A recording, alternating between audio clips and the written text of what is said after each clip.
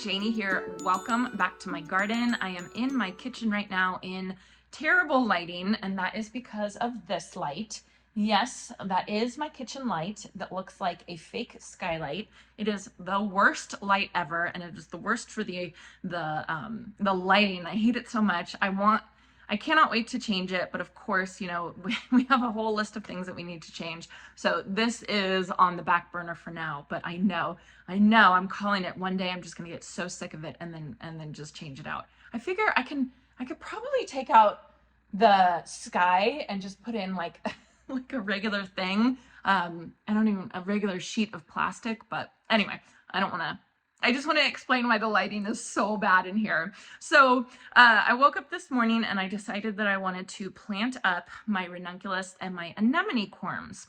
And I live in Northern California. I live in zone 9B. We are warm enough in this area where I could just plant my ranunculus and anemones straight out into the garden because we really don't get freezes, and ranunculus and anemones don't like freezes, but they also don't like weather that's too warm. Once they hit about 70 degrees Fahrenheit, they start to struggle a lot. We actually got up to 76 degrees today, but next week we're going down into the 60s. So they're a little finicky. I've had some issues with them in the past. And I'm kind of just trying different ways to see exactly what works for me in my climate. So I don't want this to be kind of like a ranunculus and anemone tutorial, because it's not. Because the thing that I'm doing today is completely different than I've done for the past couple years. So then there's a couple ways to start ranunculus and anemones. They come corms. The ranunculus corms look like little octopus or like groups of carrots. They look like that. And then anemone corms look like kind of like an acorn, kind of like that. And so you buy them like you would buy bulbs, and then you usually want to soak them. You usually want to pre-soak them anywhere from 4 to 8 hours. I just put them straight in water. I don't worry about leaving the water running. They do say that you might want to have a bubbler or leave the water running so that there's always some aeration in the water. I just come in and I just kind of swish around the water a couple times during the day. I guess the aeration is supposed to help keep away the fungus and all that kind of stuff. So something to think about, but I've pretty much done it this way and it's always been fine. And I don't really want to waste all that water, you know, like 8 hours of the sink running.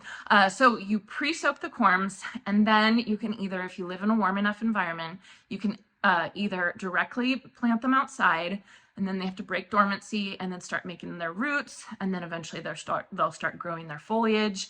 And their foliage kind of sits there all winter long. It's they really like building up their root system when it's cold, and then as soon as it starts to warm up just a little bit in the early spring, then they start sprouting and they start blooming. So they're definitely a cool season flower.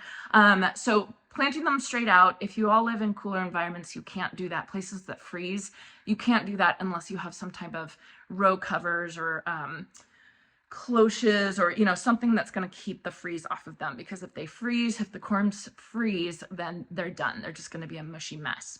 So the second way that you can do it is that you can pre-soak them, and then you can put them in a tray and pre-sprout them, which is covering them with some soil and putting them in a dark, cool area so that the roots start growing. And then that will kind of get them out of dormancy, and then you can plant them outside, either in the fall or the spring, depending on where you live. And that's the way that I've done it for a lot of times. I have mobility issues these days. I had surgery last week on my foot, and I am going to be non-weight bearing for another 5 weeks. So part of the problem is that I just can't do as many things as I'm used to doing. So when I was down and out, I was watching YouTube, and I was watching it's Lennie from B-Side Flowers. She actually is a flower farmer that is originally from the town where my husband was born, Petaluma, California.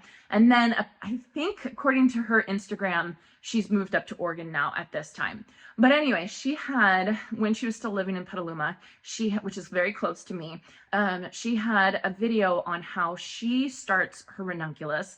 And what she did was really, really interesting. And that is actually what I want to try this year. So Lennie's technique, and her reason for doing this technique is because she did not have enough room in her garden beds yet. So this is a way that she can kind of she could get her ranunculus started without putting them outside and directly putting them in her garden beds. So what she did is she pre-soaked her corms. Then she put her corms directly in seed starting trays. She put one corm in each cell, just like you would do for seed starting.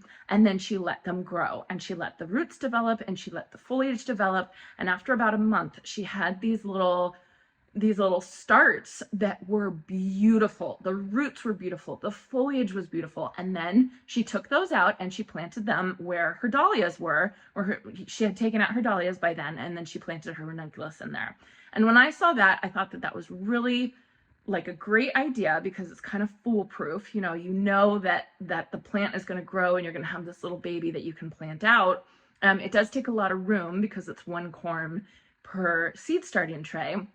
But for me, it was perfect because I can easily plant these corms in seed starting trays, kind of take care of them, like I would seeds for a month or 6 weeks. And then once I'm able to walk around, I can plant them out in my garden beds. So that is what I'm going to do today. So here's what I started with. Here's some more of my garbage. I got these from Eden Brothers. I have more out in my office that I do need to start, but I think I'm going to wait 2 weeks and kind of do a succession and see how that goes. These are the pink confetti mix from Eden Brothers. So it's just kind of like a mixed pink. I'll put a picture on the screen right now. I got 100 of those. And then these anemones right here, these are the Bordeaux, which I just thought were so pretty.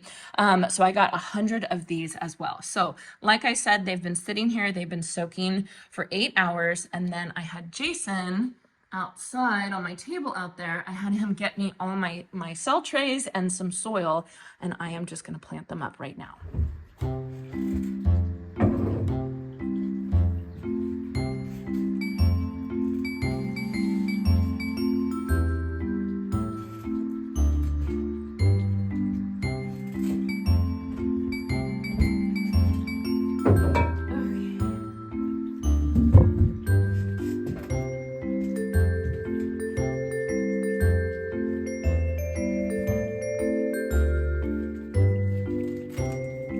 Okay, so I have potting soil right down here next to me. I did originally get out my seed starting mix because these don't need any nutrition. They can be in a sterile environment like perlite, vermiculite, or seed starting mix.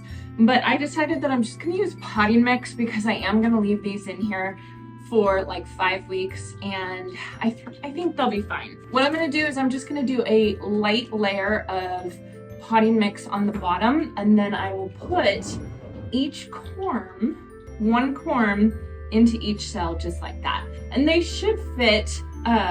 It might be kind of a tight squeeze for some of them, but again, this is a trial.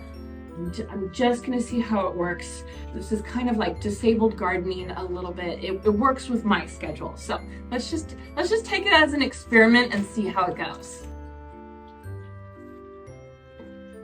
So I'm going to start with the ranunculus, and again, you want to put the ranunculus tentacles down or bunches of carrots going down, and I'm just kind of gently pushing them down into the soil. I did not pre-soak this soil. If I was able to get around and move, I would want to pre-soak this soil for sure. But again, I'm just working with what I got right here. So this also might be a neat technique for those of you who live in cooler areas where you get freezes, because if you could time it right and you could do this technique a month before your last frost in the spring, then you can have plants, like little baby plants that are starting out, ready to go. So I think it's just worth trying. I'll keep you all updated on how it works for me. But just when I saw Lennie do it, I was like, oh, Yes, that's perfect. At least for me at this time. Of course, it does take way more space, and it's one extra step, but it's an extra step that actually makes my life easier these days.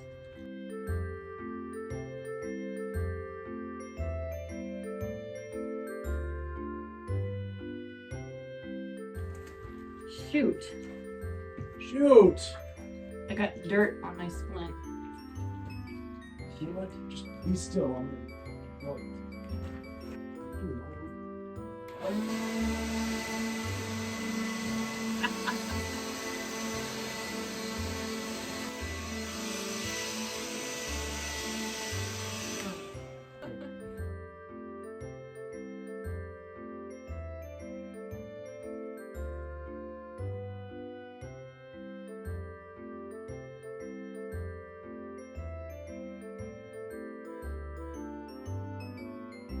Okay, so I've got all the ranunculus potted up.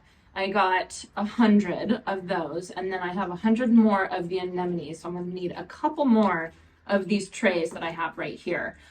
So after I'm all done with this, then I am going to soak all the soil, and it's gonna take a couple times of me going through and soaking it. I will probably try and bottom water it a little bit, but not for very long, because I don't want these corms to get rot. So, and you have to be careful with that, with anemone and ranunculus corms. So now I'm going to be putting the anemones in. And if those of you who've watched me for a couple years now know that one year I planted every single one of my anemones the wrong way.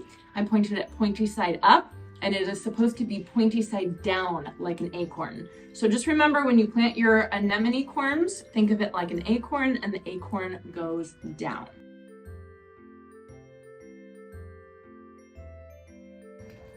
Okay, Jason put them down here on the rocks for me. I have my hose easily accessible. These are my anemones. Over there are the ranunculus. This is how I'm gonna do it.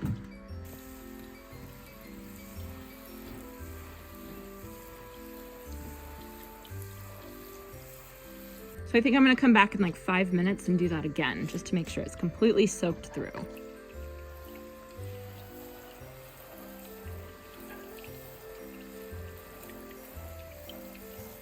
So not the normal way to do this, not even the best way to do this, but this is the way that I can do it right now. So we'll see how it goes. I'll keep you all updated on how they sprout in these trays. They're gonna have some sun, not too much sun, and so it's an experiment. So I will link B-Side Farms. I'll link her Instagram and also her that video that I watched on YouTube. It was really, really interesting.